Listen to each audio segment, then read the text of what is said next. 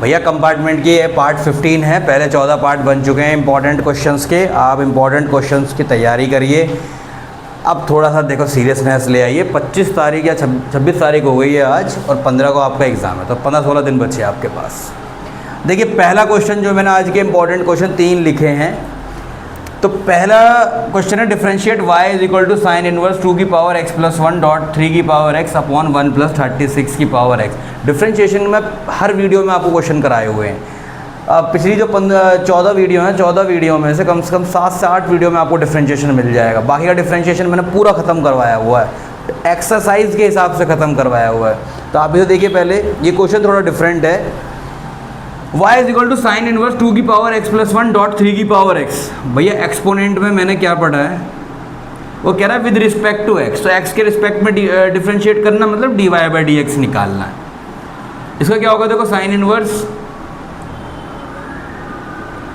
2 की power x plus 1 को क्या लिखोगे, 2 की पावर x इंटू 2 की पावर 1 इंटू 3 की पावर x, और नीचे क्या आएगा, ये होगा 6 का स्क्वायर x। तो y is equal to sine inverse, ये 2 एज इट इज़ आ गया। देखिए बेस डिफरेंट है लेकिन पावर सेम है, तो 2 इंटू 3। अभी हमें याद होना चाहिए 9th क्लास में क्या करते थे, a की पावर m इंटू b की power m is equal to a b की power m, that is 2 into 3 6 की पावर x अपॉन 1 प्लस, और यहाँ भी मुझे याद होना चाहिए कि a की पावर m की पावर n किसके इक्वल होता है, a की पावर mn के, और a की पावर n की पावर m भी a की पावर mn के इक्वल होगा। तो मतलब पावर को हम अंदर बाहर कर सकते हैं। तो 6 की पावर 2x को, 6 की पावर 2 की पावर x को मैं लिख सकता हूँ 6 की पावर x का होल स्क्वायर। ठीक है। अब क्वेश्चन में देखिए बाहर साइन इनवर्स है, तो अंदर कुछ साइन के जैसा बनना चाहिए। तो 6 की पावर x दोनों ऐसी जगह आ रहा है जहाँ मैं अगर 6 की पावर x को tan थीटा पुट करूँ, तो y is equal to sine inverse, ये क्या बनेगा 2 tan theta upon 1 plus tan square theta. अब ये फॉर्मूला डायरेक्ट होता साइन 2 थीटा का।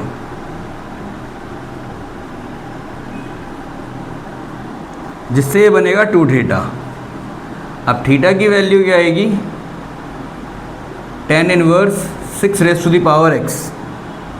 तो y is equal to 2 into tan inverse 6 raise to the power x। यहाँ तक बन गया, सिंप्लीफाई हो गया। अब ये बिल्कुल इसके बराबर है, लेकिन ये हो गया अब सिंप्लीफाई। आगे क्या करना है इसमें, देखो जब इसका dy बाई dx करोगे, 2 कांस्टेंट है बाहर रख लो, tan इनवर्स का होता है 1 अपॉन 1 प्लस एक्स स्क्वायर, लेकिन x की जगह पे 6 की पावर x है, तो 6 की पावर x का होल स्क्वायर। अब लगाएंगे इसमें चेन रूल। चेन रूल ये कहता है कि अगर x की जगह यहाँ पे कोई और फंक्शन लिखा है, तो पहले तो मैंने tan इनवर्स का कर लिया, अब वो जो कोई और फंक्शन है अब उसका डेरिवेटिव करोगे। 6 की पावर x को ट्रीट करेंगे a की पावर x की तरह। a की पावर x का डेरिवेटिव होता है a की पावर x log a। तो यहाँ पे क्या बनेगा, 6 की पावर x log 6, ये बन गया 6 की पावर x log 6। तो 2 इंटू 6 की पावर x अपॉन 1 प्लस 36 की पावर x log 6। अच्छा 36 की पावर x मैंने डायरेक्ट कैसे लिख दिया, देखिए 36 की पावर x को ही हमने 6 की पावर x का होल स्क्वायर लिखा था, तो मैंने डायरेक्ट उसे कंपेयर कर दिया 1 प्लस 36 की पावर x। सॉल्व इसे कितना भी कर सकते हैं, यहाँ छोड़ देंगे, यहाँ भी पूरे नंबर मिलेंगे आपको। ठीक है। अगला क्वेश्चन देखिए। अगला क्वेश्चन क्या, find the shortest distance between 2 lines. Short distance का क्वेश्चन मैं कई बार करा चुका हूँ, मैं फिर कह रहा हूँ पेपर में पक्का आएगा शॉर्ट डिस्टेंस का क्वेश्चन।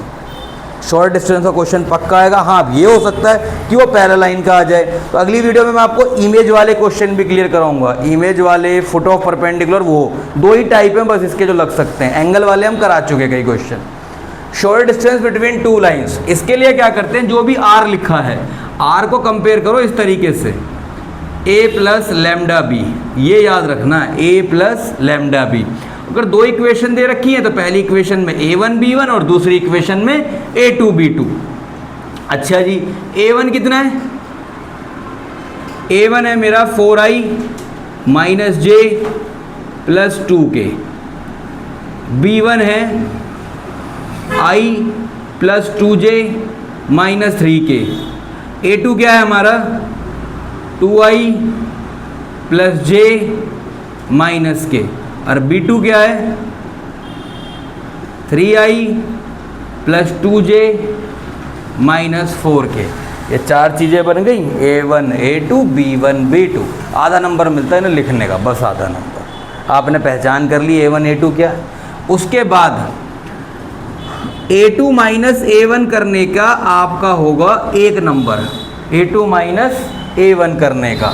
करिए जरा, A2 माइनस A1 कितना आएगा 2i, i में से i को माइनस करेंगे, 2 माइनस 4 माइनस 2i। यहाँ पे क्या है 1j और यहाँ -1 है।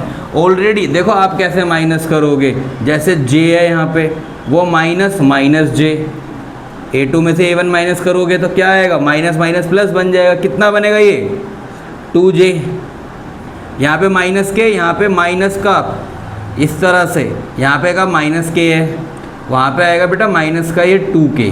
A2 माइनस A1 जब आप करोगे तो माइनस के माइनस 2k माइनस 3k, ये मिल गया आपको एक नंबर यहाँ पे A2 माइनस A1 करने का। ध्यान से करना, लिख के भी कर सकते हो डायरेक्ट भी कर सकते हो, तो कोई फ़र्क नहीं पड़ता। इसके बाद निकालिए B1 cross B2, i j k, और B1 के जो कंपोनेंट्स हैं, i के साथ है 1, j के साथ है 2 और k के साथ है -3, उन्हें यहाँ डालिए। और B2 के कंपोनेंट 3, 2, -4, उन्हें यहाँ डालिए। डाल दिए जी। उसके बाद जैसे डिटर्मिनेंट ओपन करते हैं वैसे है ना ओपन कर दीजिए। i आ गया, जब i आया तो ये क्या बनेगा 2 × -4 -8, -2 × -3 -6, पहला क्लोज, j में क्या क्या आया -4, -3 × -3 -9, प्लस k 2 -6। बन गई बात। फाइनल आंसर क्या आ रहा है देखिए इसका, -8 + 6 -2i, -4 + 9 +5 आएगा, बाहर है -5j, 2 - 6 -4k। B1 cross B2 आ गया, A2 माइनस A1 आ गया। अब आप निकालिए sir A2 minus A1 dot B1 cross B2। क्या निकालिए A2 minus A1 dot B1 cross B2। A2 minus A1 ये रहा, B1 क्रॉस B2 ये रहा। तो डॉट प्रोडक्ट में करते हैं कि I के कंपोनेंट की मल्टीप्लाई केवल I के कंपोनेंट से होगी, J वाले की J से होगी और K वाले की K से होगी। समझ गए बात को। -2 × -2 +4, 2 × -5 -10, -3 × -4 +12। नेट आंसर आया 12 और 4 16 -10 6। ये भी वैल्यू भी आ गई भाई। B1 क्रॉस B2 निकालने का आपका 1.5 नंबर, एक नंबर इसका 3.5, और शॉर्टेस्ट डिस्टेंस अभी आपको एक चीज़ और निकालनी है इसमें, जिसका आधा नंबर है B1 क्रॉस B2 का मैग्नीट्यूड, जो ये निकाला है आपने। निकालिए इसका मैग्नीट्यूड। -2 का स्क्वायर क्या होगा 4, -5 का स्क्वायर 25 और -4 का स्क्वायर कितना आया 16। कितना बना ये 4 + 25 29 + 16 29 + 16 45 B1 डॉट B2। आ गई बात इतनी। अच्छा ये रूट में, सॉरी रूट लगाइए इसके ऊपर। 15 के अगर मैं इसे बाहर लिखूंगा निकाल के तो क्या आएगा 3√5। चेक कर लीजिए, यही आ रहा होगा 3√5। ठीक है। अब शॉर्ट डिस्टेंस का फॉर्मूला क्या होता है, मैग्नीट्यूड ऑफ, मैग्नीट्यूड ऊपर वाले पाएगा बस, और नीचे पे भी लगा दोगे तो कोई दिक्कत नहीं है। मैग्नीट्यूड का मैग्नीट्यूड वही वैल्यू रहेगी अपॉन B1 क्रॉस B2। देखना जरा सारी वैल्यूज हमने निकाल ली। A2 minus A1 dot B1 cross B2 की वैल्यू 6 है, मॉड में आगे भी 6 ही रहेगी, और नीचे वैल्यू आई है 3√5। तो 3 × 1 = 3, 3 × 2 = 6। आंसर हो गया 2/√5। और ढंग से करिएगा, ऐसा क्वेश्चन पक्का लगेगा आपका पेपर में। ठीक है। अब तीसरा क्वेश्चन किससे लिया है हमने, तीसरा क्वेश्चन लिया है थर्ड क्वेश्चन चैप्टर 8 से। AOI से, एप्लीकेशन ऑफ इंटीग्रल से। अब ये क्वेश्चन किसके बीच में, पहले आप ये देखिए जरा, x square is equal to 4ay की अगर मैं लिखूँ इसे तो x square is equal to 4/3y, ये लिखा जाएगा क्वेश्चन। ये क्या है, एक पैराबोला है। क्या है, parabola. X square is equal to 4ay is a parabola, तो उसी की फॉर्म का है, एक तरफ क्वाड्रेटिक है एक तरफ लीनियर है, तो क्या बोलेंगे इसे, पैराबोला। और ये क्या है, ये लाइन की इक्वेशन है। किसकी इक्वेशन है, लाइन की, ठीक है, जिसे slope intercept form y is equal to mx plus c type है। हमें क्या निकालना, हमें इसमें एरिया निकालना। एरिया से पहले आपको कर्व ड्रॉ करना पड़ेगा। क्या ड्रॉ करना पड़ेगा, कर्व ड्रॉ। अगर आपको ये चेक करना है कि आपका जो पैराबोला है वो ओरिजिन से पास करेगा नहीं करेगा, y को वैल्यू y की जगह 0 पुट करिए इसमें, तो x भी क्या आएगा, 0 ही आएगा। तो 0 0 है ना, तो मतलब कहाँ से पास करेगा,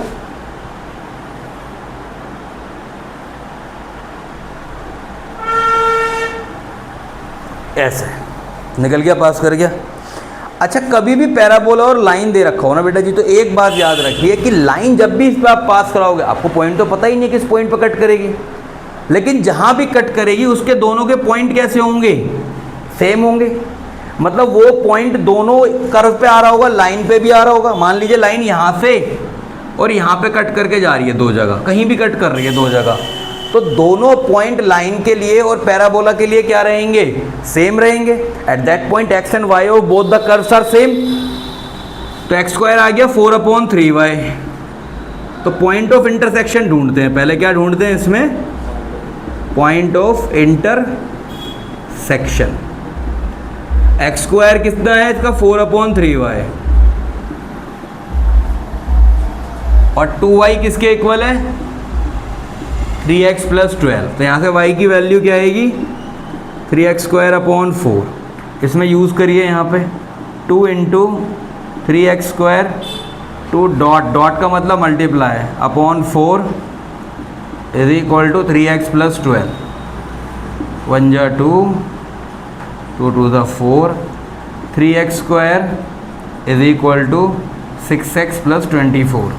तो कितना आया ये, 3 से अगर मैं डिवाइड करके सॉल्व करूं तो x² - 2x - 8 is equal to 0, x² - 4x + 2x - 8 is equal to 0। x common ले लो, बचेगा x - 4 + 2, x - 4 is equal to 0। x की एक वैल्यू आएगी -2, फिर एक फैक्टर बनेगा आपका, देखिए x + 2, एक बनेगा x - 4 is equal to 0। x की वैल्यू आई -2 और दूसरी वैल्यू आएगी 4। एक वैल्यू आई आपकी -2 और दूसरी वैल्यू क्या आएगी, 4। जहां पे x की वैल्यू -2 है वहां y क्या होगा, इधर आ जी। y भाई एक बात बताओ, पैराबोला तो ओपनिंग अपवर्ड्स है ना आपका, और उसका जो वर्टेक्स है वो 0 0 है। वर्टेक्स क्या है इस पैराबोला की, 0 0 है, तो मतलब ये ऊपर की तरफ ही जा रहा है। जब ये ऊपर की तरफ जा रहा है तो लाइन इसे कहीं भी कट करेगी, y क्या रहेगा वहां पे, पॉजिटिव रहेगा। y क्या रहेगा, पॉजिटिव। y की वैल्यू चेक करने के लिए x में यहाँ पे -2 पुट करें पहले, at x is equal to -2, y की वैल्यू क्या आएगी, 3 × -2² / 4, ये -2 का स्क्वायर 4/4, 3 × 4/4 कितना आया y, 3। तो एक पॉइंट तो हो गया -2,3, क्या पॉइंट हो गया, -2,3। और दूसरा point when x is equal to 4, तो y की वैल्यू क्या आएगी, देखिए जरा, 3 × 4² / 4, इसके एक पावर से एक पावर कट जाएगी, 3 4 का कितना हुआ, 12। तो पॉइंट क्या हुआ, 4,12। समझ में आई बात। एक पॉइंट मिल गया मुझे -2,3, एक पॉइंट मिला मुझे 4,12, और ये पॉइंट क्या था, -2,3। तो लाइन कुछ ऐसे गई यहाँ से निकल के, ठीक है, तो टेढ़ी हो गई, देख लेना। आप ये देखिए कि जब ये लाइन x एक्सिस को कट करेगी, जब ये लाइन x एक्सिस को कट करेगी, x पे पॉइंट क्या है इसका, x पॉइंट क्या, -2, तो जहाँ पे नीचे कट करेगी वो पॉइंट होगा -2,0, क्योंकि जहाँ पे x एक्सिस को कट कर रही होगी y क्या आएगा, वहाँ पे 0 आएगा। यहाँ पे चेक करो क्या होगा, y, 0। तो आपको एरिया निकालना है ये वाला, इसको नाम दे दो यहाँ पे ओरिजिन ओ है, इसको ए ओ बी ए, ये निकालना है आपको एरिया। ये जो मैंने डार्क कर रहा हूँ अभी, ये वाला, ये एरिया निकालना है हमें जो दोनों के बीच में है, लाइन के और पैराबोला के। कैसे निकालते हैं हम? देखिए अभी जब इस चैप्टर की शुरुआत होती है ना, तो कैसे निकालेंगे इसमें यही सिखाया जाता है कि देखिए यहाँ से लेके यहाँ तक ये एक ट्रेपीजियम की तरह बिहेव कर रहा है। जैसे हमने एरिया ऑफ ट्रेपीजियम निकालना सीखा, आपको मन करे तो वैसे भी निकाल लो, ट्रेपीजियम निकाल के फिर बाद में ये वाला एरिया नीचे वाला माइनस करना। लेकिन ये दिक्कत हो जाएगी, कैसे माइनस करोगे? हम जब एरिया निकालते हैं तो एरिया निकालने के लिए बनाते हैं स्ट्रिप्स। क्या बनाते हैं? स्ट्रिप्स। स्ट्रिप्स कैसे बनाओगे कि -2 से लेके -4 तक, -2 से लेके -4 तक जो भी आप स्ट्रिप बना रहे हो, उस स्ट्रिप का अपर पार्ट किसके ऊपर आ रहा है आप ये देखिए। -2 से लेके -4 तक जब मैं पहले स्ट्रिप बना रहा हूँ, उसका अपर पार्ट आ रहा है लाइन पे। किस पे आ रहा है? लाइन पे। तो पहले आप लिखोगे एरिया अंडर द लाइन। कहाँ से कहाँ तक? ए से बी तक। ए से बी तक जो लाइन जा रही है उसके नीचे का एरिया कहाँ होगा? ये सारा उसके नीचे का एरिया है, ये सारा उसके नीचे का एरिया है। फिर इसमें से माइनस कौन सा करोगे? माइनस करोगे ये वाला एरिया जो ये नीचे, ये वाला एरिया, ये जो है ये वाला एरिया नीचे वाला, ये कैसे माइनस करोगे? अब जो आप स्ट्रिप्स बनाओगे, निचली स्ट्रिप्स नीचे वाली, उसका जो टॉप पार्ट होगा वो किसे टच कर रहा है? पैराबोला को। तो हम क्या करेंगे? Area below the line minus area below the parabola. ठीक है, कौन से में से कौन सा एरिया? लाइन में से पैराबोला के नीचे वाला एरिया क्या कर दो? माइनस। जब लाइन में से, भाई लाइन में तो ये पूरा एरिया आ रहा है, इसमें से अगर मैं पैराबोला के नीचे वाला माइनस कर दूं तो मेरे ऊपर वाला तरबूज आ जाएगा निकल के। लाइन में से किसका एरिया माइनस कर दूं? लाइन में से पैराबोला का माइनस कर दीजिए सर। ठीक है भाई, तो वहाँ तक हमारे पॉइंट तो आ गए। अब एरिया कैसे माइनस करते हैं ये और बता दूँ, ज़्यादा डीप में जाने की ज़रूरत नहीं है, इसके ऊपर ऊपर से काम हो जाएगा। देखिए इधर, अरे नोट हो गया हो तो जल्दी से ख़त्म करते हैं इससे भी।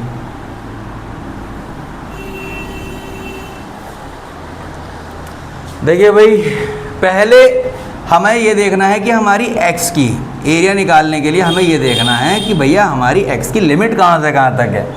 -2 से 4 तक। ठीक है, मैं लिखूंगा, अच्छा मैं y dx लिखूंगा या x dy लिखूंगा, ये बात इस चीज़ पे डिपेंड करती है कि जो आपने स्ट्रिप बनाई है, स्ट्रिप का वाइडर पार्ट, छोटा वाला पार्ट, एक तो हो गया ये वाला पार्ट छोटा वाला, ठीक है, ये किसके ऊपर लैंड कर रहा है? स्ट्रिप, अगर स्ट्रिप का लोअर पार्ट जो है अगर वो x एक्सिस पर आ रहा है, किस पर आ रहा है? x एक्सिस पे। इस तरीके से ये बन गई स्ट्रिप। स्ट्रिप का लोअर पार्ट आ रहा है सर x एक्सिस पे, तो ये चेंज इन x होता है, इसको बोलते हैं dx। और जो इसकी लेंथ है ये किसके पैरेलल है? y के, तो इसे क्या बोलोगे? y। तो इसका एरिया क्या हो गया इस स्ट्रिप का? रेक्टेंगुलर स्ट्रिप है तो एरिया क्या होगा इसका? y dx। क्या होगा एरिया? y dx। और y किसका? y दो है वहां पे, y किसका? तो सबसे पहले अपर स्ट्रिप किस पे टच कर रही है? लाइन को, तो पहले लेंगे y of line dx, y of line dx।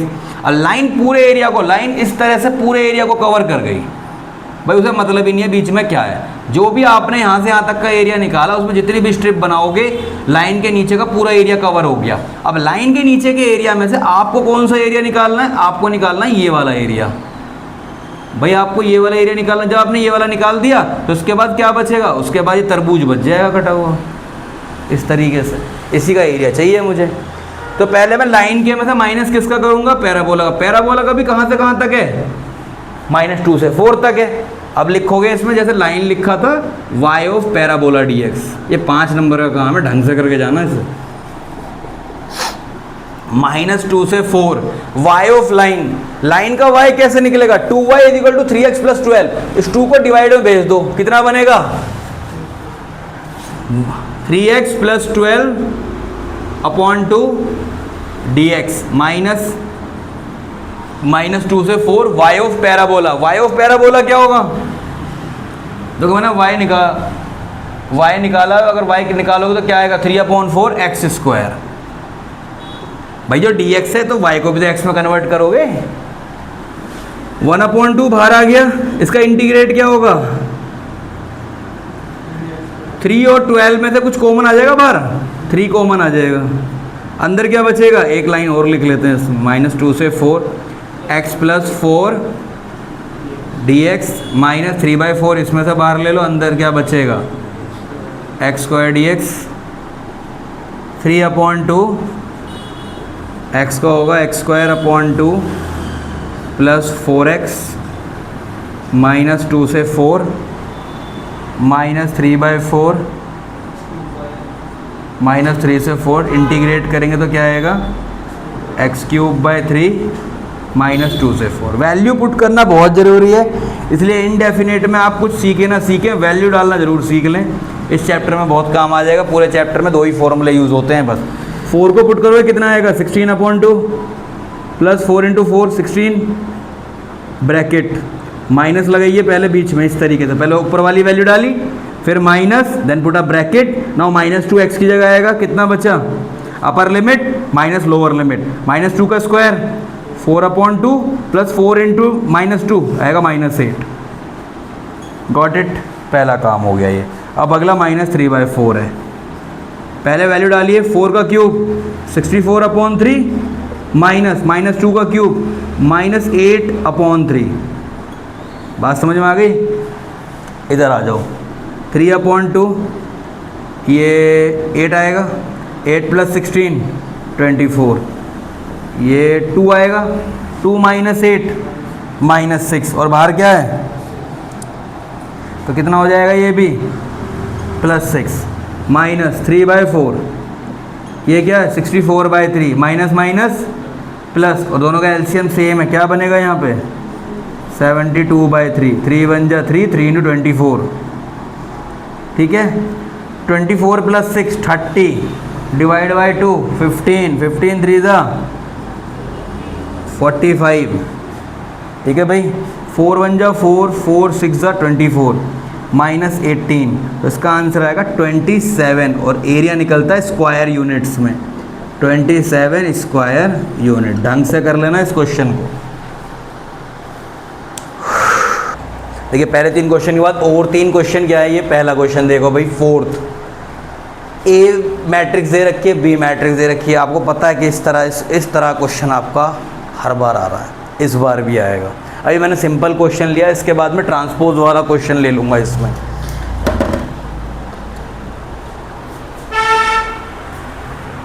देखिए गाड़ी वाला अलग है भाई, इसके x - y = 3। सबसे पहले फाइंड ए बी। भैया पेपर में ए बी निकालने के 2 मार्क्स हैं, केवल ए बी निकालने के। रिवील कर दूं क्योंकि 120 कॉपी चेक करिए, अब की बार आंसर की हाथों से ही होके जाती है, तो 2 मार्क्स हैं इसके। अगर नहीं भी आगे आता हो तो ऐसे नहीं छोड़ के चल दिए, पहले ए बी निकाल लेना। और ए बी निकालना सिखा रहा हूँ, केवल एक एलिमेंट पे ध्यान देनी है ढंग से। जब मल्टीप्लाई करते हैं तो ए बी के अंदर जो पहला एलिमेंट आएगा वो कैसे आएगा, ए की पहली रो की मल्टीप्लाई बी के पहले कॉलम से कर लो, तो आपका ए बी का पहला एलिमेंट आएगा। तो ए बी का पहला एलिमेंट कैसे बताया मैंने, पहली रो की पहले कॉलम से, तो 1 × 2 2। ए पहले वाले को ढंग से निकाल लेना बस, पहले एलिमेंट की पहले एलिमेंट में, दूसरे एलिमेंट की दूसरे एलिमेंट में और तीसरे एलिमेंट की तीसरे एलिमेंट में। -1 की -4 में करोगे आएगा +4, तो ये वैल्यू कंबाइंडली और 0 की किसी में भी करोगे 0 ही रहेगा। 6 आ गई। आपने जब निश्चिंत हो गए कि भाई मैंने ये वैल्यू सही निकाली है बिल्कुल, तो 2 + 4 आंसर आ गया 6। पहली ढंग से निकाल ली। आपने इस क्वेश्चन में एक बात का ध्यान देना है कि आपको पहली वैल्यू ढंग से निकालनी है। अगर आपकी पहली वैल्यू ढंग से आ गई इस टाइप के क्वेश्चन में, तो डायगोनल में तो रख दो 6 6 6 और बाकी सबको रख दो 0 0 0 0 0 0। नहीं आता इसके आगे मत करना। लेकिन अगर आप क्वेश्चन को एडजॉइंट वेडजॉइंट और ये लगाना शुरू कर दिए, कट के 0 मिलता, उसमें कुछ नहीं मिलता नंबर। एडजॉइंट और डिटर्मिनेंट तो निकालना ही नहीं है इसमें। अच्छा, पिछली वीडियोस में भी मैंने बताया कि अगर ए बी = KI है, किसी नंबर के इक्वल आ गया, इसमें 6 बाहर ले लो तो 1 1 1 बचेगा। तो मतलब मैं इसे लिख सकता हूँ 6i, i की जगह i3 लिख दो। 3 इसलिए क्योंकि इसका ऑर्डर 3/3 है। तो ए बी अगर I3 लिखो या I लिखो बात सेम है। A B is equal to K I अगर आपका आ गया, इस केस में ए इनवर्स होता है 1/KB, ये डायरेक्ट रट लेना, और बी इनवर्स होता है 1/KA। अच्छा जी, और सर हमें कैसे पता चलेगा कि इसमें कौन सा लेना? तो इक्वेशन देखो, इक्वेशन में आप ये देखिए कि ये जो गिवन इक्वेशन है ये किस मैट्रिक्स में फिट बैठ रही हैं, ये देखो। और मैट्रिक्स में कैसे? आप बस ये देखो कि इनके कोफिशिएंट, x का कोफिशिएंट क्या है यहाँ पे 1, y का क्या है -1, और z नहीं है तो 0, z नहीं है तो 0, मतलब रो या कॉलम में कहीं ना कहीं 1 -1 और 0 जैसा कुछ बन रहा होगा। बताओ कहाँ बन रहा है? ए में। अगर और भी कंफर्म करना दूसरे में आ जाओ, 2 3 4 2 3 4 0, x नहीं है तो 0x होगा,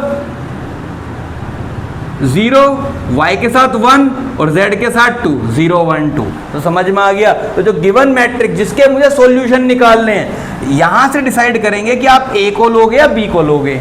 अगर मैं किसी भी जो मेरा गिवन मतलब ये मान लो कि मेरे जो इक्वेशंस गिवन है 3, ठीक है, इक्वेशंस गिवन होती हैं, 3 इक्वेशन गिवन है, 2 इक्वेशन गिवन है। इक्वेशंस को लिखने का एक तरीका होता है। अब यहाँ पे मेरे को पता है कि कोफिशिएंट जो है a है, तो ना इस तरह लिखा जाता है ax is equal to b। कैसे लिखा जाता है? ax is equal to b। अब इक्वेशन को इस फॉर्म में कैसे कन्वर्ट करते हैं वो समझिए। अभी b तो मेरा ये हो गया, यहाँ पे मैं ऐसा लिखूंगा b को रिप्लेस करूंगा c से। बेसिकली तो ax is equal to b होता है जो बुक में लिखा है। यहाँ पे ax को किसके इक्वल रखेंगे हम? c के, क्योंकि b तो मैं दूसरी मैट्रिक्स को ले चुका हूँ, गिवन है क्वेश्चन में। अच्छा, अब a क्या होता है, x क्या होता है, c क्या होता है? आप समझिए, अगर यहाँ कोफिशिएंट b के होते तो मैं क्या लिखता? bx is equal to c। यहाँ पे कोफिशिएंट किसके हैं? a के, तो मैं क्या लिख रहा हूँ? ax is equal to c। यहाँ कोफिशिएंट अगर a ट्रांसपोज के होते तो मैं लिखता a transpose x is equal to c। ठीक है, जिसके भी कोफिशिएंट होंगे मैं यहाँ पे उसी मैट्रिक्स को लिख दूंगा। और 2 मैट्रिक्स की मल्टीप्लिकेशन तो यहाँ सी लिखना, कभी गलती नहीं होगी, ठीक है। लेकिन मान लो इसका नाम सी दे रखा तो उससे बदल के लिख दो, सी की जगह बी लिख दो, ax इज इक्वल टू सी। ठीक है, अब a क्या होता है, x क्या है, c क्या है? देखो a तो हो गया बेटा जी इस इक्वेशंस में जो भी कोफिशिएंट दे रखे हैं उनकी मैट्रिक्स। जैसे पहली रो में पहली इक्वेशन के कोफिशिएंट 1 -1 0 2 3 4 0 1 2, जो पूरी तरह रिजेंबल कर रही है a के साथ। तो आप डायरेक्टली a को भी लिख सकते हो, कोई दिक्कत नहीं है। x क्या होता है? अननोन वाली मैट्रिक्स जिनकी वैल्यूज आपको फाइंड आउट करनी है सिस्टम ऑफ इक्वेशन से। और c हम किसे रखते हैं? जो ये इज इक्वल टू में 3 एलिमेंट गिवन है इन्हें, 3 17 और 7। बात समझ में आ गई? अब ax इज इक्वल टू सी तो मैंने लिख के दिखाया, मेरे को कोई जरूरत नहीं थी इसकी, मेरे को सारा काम हुआ पड़ा है पहले ही। x को आप क्या लिखोगे? जब इनवर्स उधर जाएगा या अपनी पोजीशन चेंज करता है, किस तरीके से पोजीशन चेंज करता है ये सीख लो। जैसे ax इज इक्वल टू सी है, आप a को उधर लेके जाओगे तो आप लिखोगे इसे x is equal to a inverse C. क्या लिखोगे उसे? a inverse C. अब a इनवर्स सी जब आप लिख रहे हो तो मैंने a इनवर्स का फॉर्मूला क्या बताया? अगर a भी ki के इक्वल है तो a इनवर्स क्या होगा? 1/6b। क्या होगा? 1/6b। अब मुझे बताओ k की वैल्यू यहाँ पे क्या आ रही है? ab is equal to ki, k की वैल्यू आ रही है यहाँ पे 6, तो बताइए a इनवर्स क्या होगा? 1/6b। क्या होगा a इनवर्स? यहाँ लिख लीजिए a इनवर्स क्या होगा? 1/6b।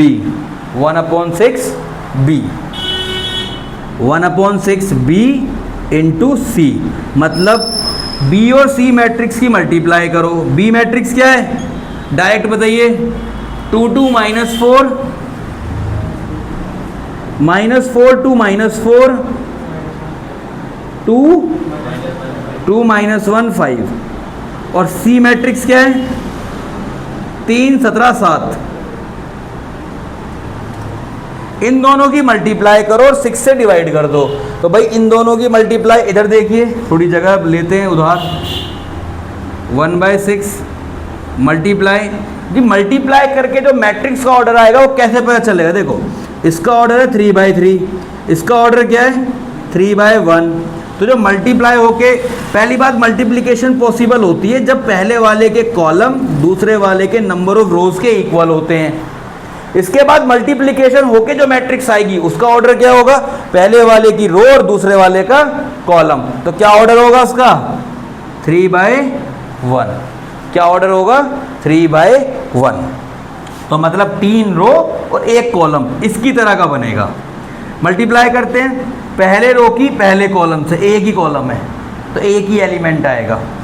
2 × 3 6, 2 × 17 34, 4 7 जा 28, -4 3 जा 12 प्लस 34 -28, 2 3 जा 6 -17 प्लस 35। ठीक है जी। अब देखो वैल्यू डायरेक्ट x, ठीक है। अब इस x को ऐसे लिख लीजिए मैट्रिक्स की फॉर्म में, क्योंकि अब तीनों वैल्यू आपको मिलने वाली हैं x y z।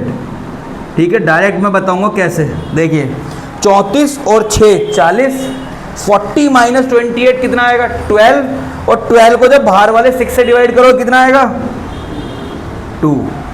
34 - 28 मतलब माइनस माइनस वालों को ऐड कर लो पहले। 28 और 12 40, 34 में से 40 गए, बचेंगे -6, और -6 को 6 से डिवाइड करो कितना आएगा -1। 6 से तीनों को डिवाइड करना है। मैट्रिक्स में कोई नंबर मल्टीप्लाई होता है तो तीनों जितने भी नंबर अंदर होंगे सबके साथ होगा, और डिवाइड भी सबको करेगा, किसी को नहीं छोड़ता ये। 35 और 6 41 -17 24, 24 डिवाइड बाय 6 कितना बचेगा 4। तो कंपेयर कर लो x2 है, y -1 है और z 4 है, और चेक करना हो तो इक्वेशन में पुट करके देख लीजिए। 5th क्वेश्चन लिया है हमने डिफरेंशियल इक्वेशन से। थोड़ा सा अच्छा क्वेश्चन है। देखो 1 नंबर का क्वेश्चन तो इसमें बनेगा इंटीग्रेटिंग फैक्टर का, तो जरूर बनेगा MCQ में आपका, तो ढंग से कर लेना इसे। सबसे पहले इंटीग्रेटिंग फैक्टर में आपको मैंने देखो पिछले में बताई भी थी, 2 तरह के क्वेश्चन बनते हैं, dy/dx + py = q। ठीक है, और दूसरी फॉर्म होती है dy/dx + px dx/dy + px = q। तो dy/dx + py = q में जो p एंड q होते हैं ये फैक्टर होते हैं। इसमें जो है ना ये फैक्टर नहीं, ये function are function of x only. तो p and q are function of x only, और इसमें क्या होगा p and q are function of y only. ठीक है जी। इसका IF कैसे निकलता है, e integration p dx, e power में इंटीग्रेशन p dx, और इसका कैसे निकलता है IF, e power integration p dy। ये बनेगा इसका। इसकी इक्वेशन क्या होती है, y × IF = integration q × IF dx + c। Same यहाँ पे इसकी क्या होगी, x × IF = integration q × IF dy + c। तो ये 2 है, इसको क्या बोलते हैं लीनियर डिफरेंशियल इक्वेशन। तो अब इसमें हम IF निकालना सीखते हैं बेटा जी। पहले ना इसे फॉर्म में लेकर आओ इसकी। dy/dx का कोफिशिएंट +1 होना चाहिए, तो उसके साथ जो भी कुछ है उसे कहाँ लेकर आ जाओगे, डिवाइड में। जब डिवाइड में लेकर आएंगे तो क्या बनेगा, dy/dx + 2x / x² - 1 y = 2 / x² - 1 का होल स्क्वायर। तो यहाँ पे p की वैल्यू क्या हो गई और q की वैल्यू हो गई 2 / x² - 1 का। आप एक चीज पे गौर करिए कि यहाँ पे जो p और q दोनों हैं, दोनों ही x के फंक्शन हैं। देखो x आ रहा है, इसमें केवल x आ रहा है, y थोड़ी आ रहा है। अगर यहाँ तक 2x + y और y को निकालना मुश्किल ही हो जाए, या 2xy आ जाए, तो ये फिर लीनियर का क्वेश्चन नहीं बचेगा। ये होमोजीनियस का हो सकता है, वेरिएबल सेपरेबल का हो सकता है, लेकिन ये लीनियर का नहीं होगा। IF क्या आएगा इसका, e integration p dx। p क्या है 2x / x² - 1 dx। इसको हवा में इंटीग्रेट करना पड़ेगा। इंटीग्रेशन है 2x / x² - 1, तो जो एक्स स्क्वायर माइनस वन है इसको टी ले लो जरा। एक्स स्क्वायर का डेरिवेटिव क्या होगा 2x, ठीक है, 1 का 0, टी का dt बाई डी एक्स। तो 2x dx किसके इक्वल होगा, dt के, e raise to the power dt upon t। Integrate क्या होता है इसका, log t। अच्छा मैंने पहले ही बताया था अगर e की पावर में log x दे रखा है तो उसका आंसर होता है x। e की पावर log x किसके इक्वल होता है, x के। तो e की पावर log t किसके इक्वल होगा, t के। और t क्या है, एक्स स्क्वायर माइनस 1। तो बेटा जी ये आ गया आपका IF। IF की क्वेश्चन की प्रैक्टिस कर लो ढंग से। आपको IF ऑर्डर डिग्री ये सब आने चाहिए, एक एक नंबर में ही लगते हैं ये। प्रॉपर्टीज ऑफ डिटर्मिनेंट याद कर लो, ऑर्डर डिग्री याद कर लो। एक नंबर का आपका फर्स्ट चैप्टर से आएगा, इनवर्स से आएगा एक नंबर का, प्रिंसिपल वैल्यू ब्रांच बताने के लिए वही क्वेश्चन आते हैं बार बार घूम के। ऑर्डर डिग्री में तो दोनों ही आने चाहिए आपको निकालने, क्योंकि वो सम मांगता है ऑर्डर डिग्री का। IF आ गया इसका। उसके बाद इक्वेशन कैसे निकलेगी, y into I F, y into I F, y into x square minus 1 is equal to integration q क्या है यहाँ पे 2 upon x square minus 1, x square minus 1 का whole square into I F क्या है x square minus 1। ये x नहीं है, ये मल्टीप्लीकेशन है, डॉट से दिखा रहा हूँ मैं इसे, dx प्लस सी। एक एक्स स्क्वायर माइनस 1 से एक पावर गई पूरी, खत्म। अब y into x square minus 1 is equal to 2 को बाहर ले लो, इंटीग्रेशन में क्या बचा dx upon x square minus 1 plus C. तो देखिए 7.4 एक्सरसाइज में इसके फॉर्मूले लिखे हैं, ठीक है। dx upon x square minus A square का फॉर्मूला, सबसे पहला फॉर्मूला 7.4 में सीखा है 1 अपॉन 2a। ए क्या है यहाँ पे, 1 को 1 स्क्वायर लिख सकते हो, 1 upon 2a log x minus A upon x plus A plus C, ठीक है। ये वाला क्वेश्चन हो गया। अभी अगर आपको और थोड़ा सा ज़्यादा a की वैल्यू तो यहाँ पे 1 है, तो 1 को हटा के यहाँ 1 लिखेंगे, 2 से 2 कट जाएगा, ठीक है। तो final answer y into x square minus 1 is equal to log x minus 1 upon x plus 1 plus C, ठीक है सर। ये बन गया क्वेश्चन। टफनेस है इन क्वेश्चंस में और ये पेपर में लगते हैं। कंपार्टमेंट का पेपर ये मत समझिए कि आसान है, क्योंकि कंपार्टमेंट के साथ ना कुछ ढक्कन लोग बैठते हैं इम्प्रूवमेंट देने। तो CBSE आ जाती गुस्से में कि इम्प्रूवमेंट, तो इम्प्रूवमेंट में उन्हें घिसती है ढंग से। तो कंपार्टमेंट वाले बच्चों को दे ही देने चाहिए 26 नंबर। देखो ये वाला क्वेश्चन डेरिवेटिव का सबसे आसान क्वेश्चन है और देखने में सबसे टफ क्वेश्चन है। अगर आप लग गए एक बार इसमें कि नहीं मैं डायरेक्ट डेरिवेट करूँगा, तो देखो हो भी जाए क्या पता, लेकिन टाइम बहुत लगेगा आपको। देखो यहाँ पे ए स्क्वायर माइनस एक्स स्क्वायर दिख रहा है, ए स्क्वायर माइनस एक्स स्क्वायर में सब्स्टिट्यूशन करते हैं, साइन थीटा है कॉस थीटा। तो यहाँ पे पुट करो x को साइन थीटा और y को साइन फाई, दोनों को सेम रखना। अगर इसे कॉस थीटा ले रहे तो कॉस फाई लेना, आसान हो जाएगा। y को क्या लिया मैंने और x को साइन थीटा, तो 1 माइनस साइन स्क्वायर थीटा कितना आएगा कॉस स्क्वायर थीटा, रूट से बाहर आके। और x को क्या लिया है और इसको 1 माइनस साइन स्क्वायर फाई कितना आएगा कॉस फाई। बात समझ में आई। इज इक्वल टू किसके हैं 1 के। तो sine x cos y plus cos x sine y किसके इक्वल होता है साइन थीटा प्लस फाई या फाई प्लस थीटा, कुछ भी लिख लो। एडिशन क्या होता है आपका कॉम्यूटेटिव होता है। किसके इक्वल हो गया 1 के। तो थीटा प्लस फाई किसके इक्वल आया, साइन उधर जाएगा तो क्या वैल्यू होगी, या साइन 1 किसकी वैल्यू 1 किसकी वैल्यू होती है साइन पाई बाई 2 की। तो साइन इनवर्स 1 लिखोगे उधर, तो साइन इनवर्स 1 कितना हो जाएगा पाई बाई 2। देखो भैया आप ऐसे लिखोगे थीटा प्लस फाई, यहाँ लिखा है साइन, इसको लिखो साइन पाई बाई 2। अब कंपेयर कर लो दोनों के अंदर, तो थीटा प्लस फाई किसके इक्वल आएगा पाई बाई 2 के। थीटा की वैल्यू क्या होगी साइन इनवर्स एक्स और फाई की sine inverse y is equal to pi by 2। इतनी बात समझ में आई। अब डेरिवेट करिए इसे, इसका होता है 1 upon under root 1 minus x square sine inverse y का 1/√1 माइनस वाई स्क्वायर, और y का क्या होगा dy/dx। ठीक है, y का क्या होगा dy/dx, और π/2 कांस्टेंट है, कांस्टेंट का डेरिवेटिव क्या होता है 0। इसको इधर ही रोकिए यहाँ पे 1/√1 minus y square dy/dx is equal to -1/√1 minus x square. dy/dx किसके इक्वल आएगा, ये उधर जाके मल्टीप्लाई हो गया √1 माइनस वाई स्क्वायर। अब देखिए एक ही रूट में लिखा है तो आपको पता होना चाहिए √a/√b को मैं √a/b भी लिख सकता हूँ। दोनों रूट अलग अलग भी आ रहे हैं तो मैं उसे एक जगह करके भी लिख सकते हैं।